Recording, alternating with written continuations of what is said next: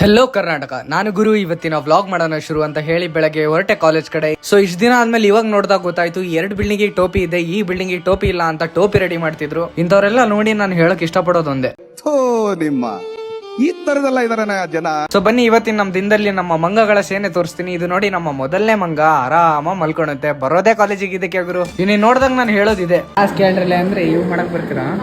ನಾಚಿಕಿಲ್ಲ. ನೋಡಿ ನಮ್ಮ 2ನೇ ಮಂಗ Abhishek alias Habibullah Khan alias king. ಈ 2 ಮಂಗ ಸೇರಿ ನೋಡಿ ಏನ್ ಮಾಡ್ತಾರೆ ಗುರು.